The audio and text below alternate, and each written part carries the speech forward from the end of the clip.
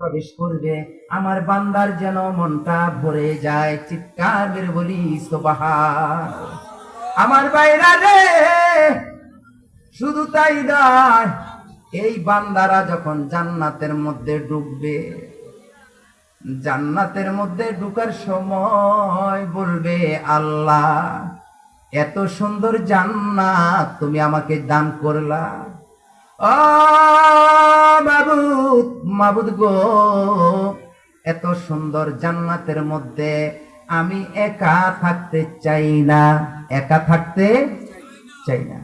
বান্দা রে, ও বান্দা, কি চাই বলো না। বান্দা বলবে, এত বড় জান্নাতের মধ্যে আমি একা থাকবো না। আল্লাহ বলতেছে, কি লাগবে তোমার? বলে, আমার বাবাকে লাগবে, আমার মাকে লাগবে। চিৎকার মেরে বলি সুবহান। আজকে আপনি এই মাহফিলে এসেছেন রে আমার ভাই, আপনারও কপাল খুলেছে, আপনার মা বাবারও কপাল খুলেছে। মারহাবা। আপনারও কপাল খুলেছে, মা বাবারও। আপনাকে যখন আল্লাহ এই জান্নাতটা দিবে, আপনি কি একা একা ঢুকবেন নাকি? একা ঢুকবেন? কে কথা বলে না? একা ঢুকবো না, কারণ বলবো, আল্লাহ গো, যেই বাবা পরিশ্রম করে সারাটা দিন নিজে না খায়া আমারে খাওয়াইছে, নিজে বিলাসিতা করে নাই, সুন্দর একটা পোশাক পরে নাই, ভালো একটা জামা কিনে নাই, ঈদ আসলে সে কখনো জামা নেয় নাই। আল্লাহ গো, ও আল্লাহ, ওই বাবা, যেই বাবা ঈদে নিজে জামা নেয় নাই, আমার জন্য জামা কিনেছে, নিজে জুতা নেয় নাই, জুতাটা সেলাই করে আবার পরতেছে, আমার জন্য জুতা কিনেছে। কিনেছে কিনা? মা বাবা কিনে নাই? আমার বাইরা রে, ঈদে যাওয়ার জন্য রে নতুন পোশাকের ব্যবস্থা করেছে, দৈনিক দিন খাবার দাবারের জন্য বিভিন্ন পরিশ্রম করেছে। বলবে, আল্লাহ গো, ওই বাবাকে ছাড়া জান্নাতে যাব না। আমার বন্ধুরা, বন্ধুরা রে, এরপরে আপনি বলবেন, আমার মা কই? আমার মাকে ছাড়া আমি জান্নাতে যাব না। বলবে, বান্দা রে, মাকে কেন ছাড়?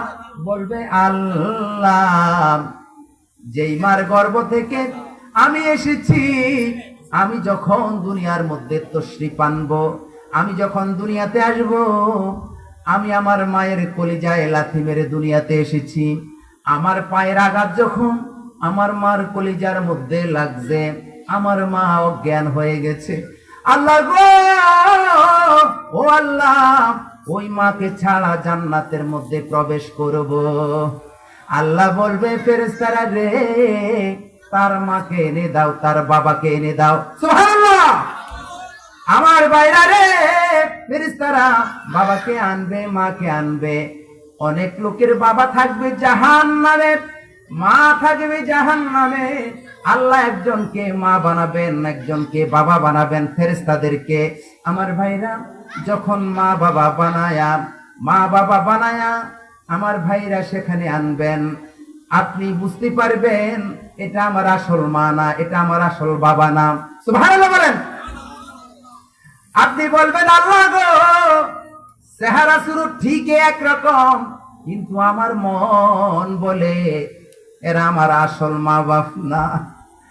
আল্লাহ বলবে, বান্দা রে, ও বান্দা, কেমনে চিনছ রে, কেমনে চিল্লা? বলে, আল্লাহ গো, যেই মা বাপ আমাদের জন্য কষ্ট করতে করতে কলিজাটা জ্বালিয়ে ফেলেছে, ওই মা বাপকে বুঝি আমরা চিনব না? কলিজা পোড়া গন্ধ নাকের মধ্যে এখনো আসে না। সুবহানাল্লাহ। আমার ভাইরা রে, আমার বন্ধু, আল্লাহ রাব্বুল আলামিন বলে, যা যা রে, আমার বান্দার মা বাপকে জাহান্নাম থেকে বের করে এনে আমার বান্দার মা বাপকে জান্নাতি লেবাস পরায়া আমার এই বান্দার সাথে জান্নাতে দিয়ে দাও। চিৎকার মেরে বলি সুবহানাল্লাহ। তাহলে লাভ হয়েছে না ক্ষতি হয়েছে? আজকের এই মিলাদুন নবী মাহফিলে এসে লাভ না ক্ষতি? আপনি জান্নাতে যাবেন, আপনার বাবা যাবে, আপনার মা যাবে, এইবার আপনার মা বাবাও দরখাস্ত করবে, এরকম করবে, দাদা দাদি নানা নানি আপনার 14 পুরুষ পর্যন্ত জান্নাতে ঢুকে যাবে। চিৎকার বের বলি সুবহানাল্লাহ। শুধু কেবল আমার নবীজির উসিলা, শুধু কেবল ঈদে মিলাদুন নবী সাল্লাল্লাহু আলাইহি ওয়াসাল্লামের উসিলা আপনারা যে এই ময়দানে এসেছেন, ঈদে মিলাদুন নবী উদযাপন করতে এসেছেন, শুধু কেবল এই নবীকে মহব্বত করার কারণে আল্লাহ রাব্বুল আলামিন আপনাদেরকে এত বড় নেয়ামত দান করবে। এতে আপনারা খুশি না বেজার? আমার বন্ধুরা রে, যেই নবীর খাতিরে আল্লাহ এত নেয়ামত আমাদেরকে দান করেছেন, এত নেয়ামত দান করবেন, এত বড় জান্নাত দিবেন, ওই নবীকে মহব্বত করার দরকার আছে না নাই? আসেনি? শুধু কি মুখে মুখে?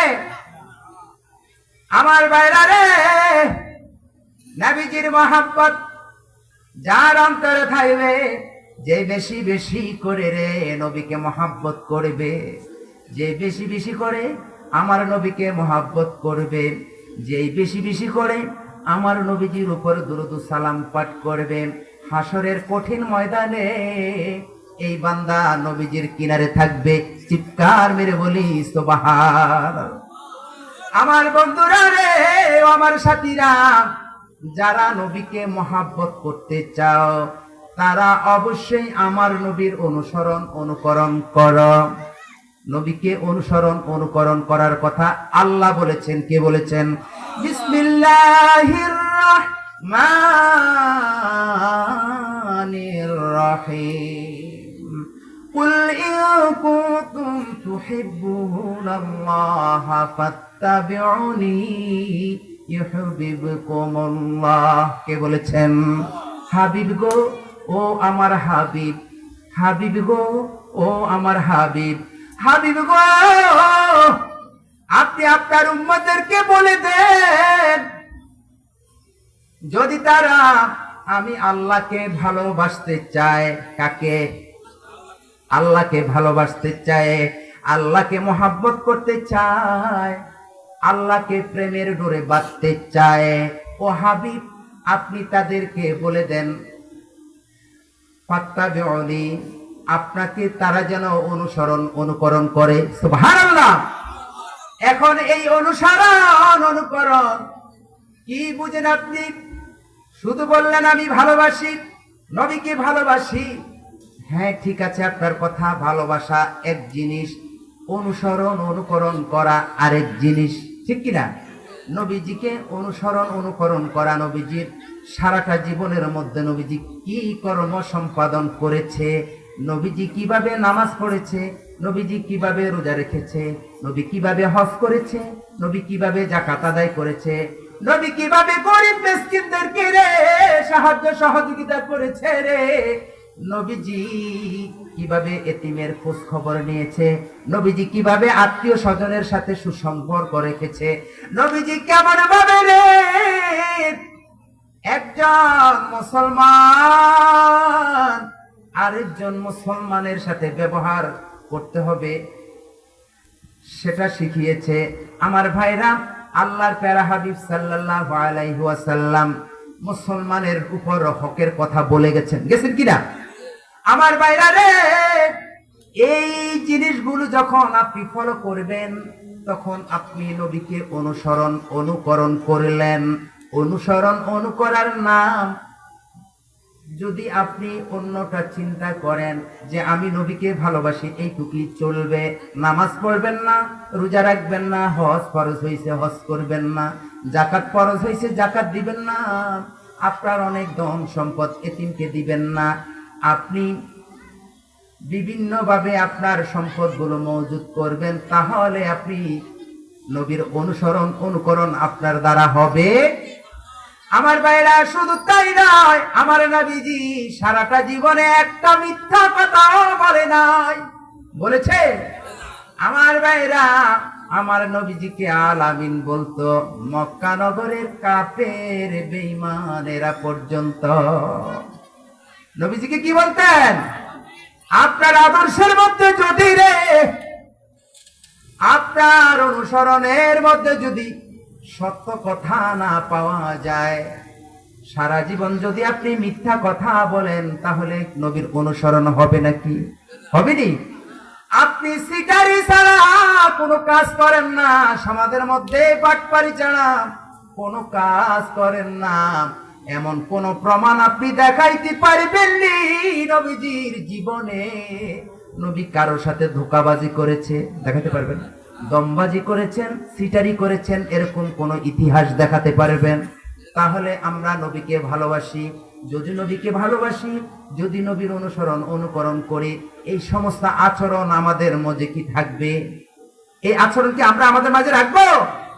আমরা এগুলো সরিয়ে ফেলবো রে। নবীর উম্মত দাবি করি, নবীকে মহাব্বত করি, এই আচরণ গুলো সরাইতে পারি নাই। এই আচরণ গুলো সরাইতে না পারলে আপনার নামাজ, রোজা, হজ, যাকাত কিছু করেই আপনার লাভ হবে না। লাভ হবে? আমার বন্ধু বলতেছিলাম, ও হাবিব আপনি বলে দেন তারা যেন আপনাকে অনুকরণ করে। আল্লাহ গো, ও আল্লাহ, আপনার বান্দারা আপনাকে ভালোবাসার জন্য আমি নবীর অনুকরণ যদি তারা করে তাহলে কি হবে? প্রশ্ন আছে না নাই? আল্লাহ গো, ও আল্লাহ, আপনার বান্দারা যদি আপনাকে পাওয়ার জন্য তারা আমার অনুকরণ করে, আপনি তাদেরকে কি করবেন? আল্লাহ বলে, ও হাবিব আপনি মেসেজটা তাদেরকে দিয়ে দেন, ইউহিব্বুকুমুল্লাহ। ইউহিব্বু, আল্লাহ বলে, ও হাবিব গো, আপনি জানায়া দেন আমি তাদেরকে ভালোবাসবো। কে ভালোবাসবে? কে ভালোবাসবে? আল্লাহ ভালোবাসবে গো। নবীজির অনুকরণ যখন আপনি করবেন, আপনাকে ভালোবাসবেন কে? ও হাবিব গো, আপনি এখানে ক্ষান্ত হবেন না, আপনি তাদেরকে আরেকটা মেসেজে জানায়া দেন। ও আল্লাহ, কোন মেসেজে দেব গো? আল্লাহ বলে, হাবিব আপনি বলে দেন তাদের জন্য একটা সুসংবাদ আছে। কি সংবাদ? সুসংবাদ। কি সংবাদ? সুসংবাদ। আল্লাহ তো ভালোবাসবেন, আরো পুরস্কার আছে না নাই? আসেনি? আল্লাহ বলতেছে, ওয়ায়াগফির লাকুম যুনুবাকুম আল্লাহু গফুরুর রহিম। ওয়ায়াগফির লাকুম, ও হাবিব আপনি আপনার উম্মতদেরকে মেসেজটা দিয়ে দেন, আমার বান্দাকে মেসেজটা দিয়ে দেন, আমি বান্দার সারাটা জীবনের গুনাহ ক্ষমা করে দেব। সুবহানাল্লাহ। শর্ত আছে না নাই? কি এখানে শর্ত আসেনি? কি শর্ত পারবেন কেউ বলতে? আল্লাহ যে একটা শর্ত দিয়েছেন, এই যে একটা শর্ত যে আল্লাহ দিয়েছেন, এই শর্তের বিনিময়ে আল্লাহ আপনাকে ভালোবাসবেন এবং আপনার জীবনের গুনাহগুলো ক্ষমা করে দিবেন। কে? শর্ত হলো নবীজির অনুকরণ করা। আমার ভাইয়েরা, আল্লাহর প্যারা হাবিব সাল্লাল্লাহু আলাইহি ওয়াসাল্লাম হাদিসে মুবারাকার মধ্যে বললেন, লা ইউমিনু আহাদুকুম হাত্তা আকুনা আহাব্বা ইলাইহি মিন ওয়ালিদিহি ওয়া ওয়ালাদিহি ওয়ান নাসি আজমাইন। ও বন্ধু রে বন্ধু, আল্লাহর প্যারা হাবিব সাল্লাল্লাহু আলাইহি ওয়াসাল্লাম বলে, তোমরা তো অনেককে ইমানদার বলো রে, ইমানের সংজ্ঞা আছে না নাই? ইমানদারের সংজ্ঞা আছে না নাই? ইমানদার কিভাবে হয় জানার দরকার আছে না নাই? আমার ভাইরা রে, আপনি নেক আমল করলেন রে, যদি আপনার ইমানে না থাকে, নেক আমল করার জন্য পূর্ব শর্ত হলো ঈমান। নেক আমল করার জন্য পূর্ব শর্ত কি? ঈমান। কথা বুঝেন আপনারা? আপনারা কি আমার কথা বুঝেন? আমার ভাইরা, নেক আমল করার জন্য পূর্ব শর্ত হলো ঈমান। আর আমার নবীজি ঈমানের সংজ্ঞা দিচ্ছেন, লা ইউমিনু আহাদুকুম হাত্তা আকুনা আহাব্বা ইলাইহি। আল্লাহর রাসূল বলেন, তোমাদের মধ্যে কেউ ঈমানদার হতে পারবে না যতক্ষণ পর্যন্ত তার মা বাবা, সন্তান সন্ততি, আত্মীয় স্বজন, নিজের পরিবার বর্গ তথা নিজের জানের চাইতে বেশি আমি নবীকে মহাব্বত করবে। সুবহানাল্লাহ। আমার ভাইরা রে, মহাব্বত মানে ভালোবাসা, মহাব্বত মানে অনেকে বলে নবীর মহাব্বতের কথা কোরআনেও নাই, হাদিসেও নাই, এরকম বলেনি, বলেনিও। আহারে নবীজি নিজেই সঙ্গে দিয়েছেন উম্মত রে, দুনিয়ার সব কিছুর চাইতে আমি নবীকে মহাব্বত করতে হবে। তোমার সন্তানের চাইতেও বেশি, তোমার স্ত্রীর চাইতেও বেশি, যে স্ত্রীর কাছে তুমি থাকো, তোমার যে সন্তানটা মায়া তুমি করো, এই সন্তানের চাইতেও বেশি মহব্বত করতে হবে। আমার বন্ধুরা রে, নবীজি বলে শুধু তাই নয়, বান্দারে ও আমার উম্মত শোনো, তোমার নিজের জানের চাইতেও যদি আমি নবীকে বেশি না ভালোবাসো, ততক্ষণ পর্যন্ত তুমি পূর্ণ ঈমানদারিত্ব অর্জন করতে পারবা। এবারে নবীজির মহব্বত আপনি কিভাবে করবেন, নবীকে মহব্বত কিভাবে করবেন জানার দরকার আছে না নাই? আপনি একজনকে ভালোবাসেন, সেই কি করলে আপনাকে ভালোবাসবে এটা আপনার জানার দরকার আছে না নাই? একটা ছেলে যখন একটা মেয়েকে ভালোবাসবে, একটা ছেলে যখন একটা মেয়েকে ভালোবাসবে, ছেলেটা লক্ষ্য করবে মেয়েটা কি কি জিনিস পছন্দ করে, করবে কিনা? একটা মানুষকে আপনি বাধ্য করতে চান, আপনাকে আগে দেখতে হবে কোন কাজ তিনি পছন্দ করেন। সেটাকে আপনি যদি বুঝতে পারেন যে এই কাজটা করলে উনি আমার বাধ্য হয়ে যাবে, আপনি যদি ঠিক সেই কাজটা করেন, সে আপনার বাধ্য হয়ে যাবে। আমার ভাইরা, আর নবীজি আপনাকে ভালোবাসবে। নবীজির ভালোবাসা পেতে হলে আপনি বেশি বেশি করে নবীজির উপরে দুরূদ ও সালাম পাঠ করবেন। চিৎকার মেরে বলি সুবহানাল্লাহ। আমার ভাইরা রে, ও আমার বন্ধু, আজকে একটা মেসেজ দিয়ে যায়, হয়তো আপনাদের কাছে ভালো নাও লাগতে পারে। আমার ভাইরা রে, নামাজ, রোজা, হজ, যাকাত এগুলো ফরজ ইবাদত, ঠিক কি না? আমার ভাইরা রে, এই ইবাদত গুলো রে আমার আল্লাহ করে না। আল্লাহ নামাজ পড়েনি, কেউ কথা বলে না। আল্লাহ কি নামাজ পড়েনি, রোজা রাখেনি, হজ করেনি, যাকাত দেয়নি? যাকাত দেয়নি আল্লাহ। আমার ভাইরা, আল্লাহ রব্বুল আলামিন বলে দুনিয়ার মানুষেরা রে, তোমাদেরকে একটা মেসেজ দেই, তোমরা এই মেসেজটা যদি অনুসরণ করো, তোমরা যদি এই মেসেজটা ফলো করো, ও বান্দা, তোমরা সফল হয়ে যাবা। আল্লাহ গো আল্লাহ, কোন মেসেজ? আল্লাহ বলতেছে দুনিয়ার মানুষেরা শোনো, তোমাদের উপর আইন জারি করে দিলাম। এবার আল্লাহ বলে তোমাদের উপর ফরজ করে দিলাম। তোমাদের উপর কি করলাম? ফরজ করে দিলাম। ইন্নাল্লাহা ওয়া মালাইকাতাহু ইউসাল্লুনা আলান নবী। আল্লাহ বলতেছে আমি আমার বন্ধুর উপর আমার ফেরেশতাদের লইয়া দুরূদ ও সালাম পাঠ করি। চিৎকার মেরে বলি সুবহানাল্লাহ। আল্লাহ বলতে পারতেন যে আমি নামাজ পড়ি, রোজা রাখি, হজ করি, যাকাত দেই। যদি আল্লাহ এটা করতেন তাইলে বলতেন, বলতেন নি? কেউ কেউ প্রমাণ করতে পারবেন আল্লাহ নামাজ রোজা করে? তবে আল্লাহ ফেরেশতা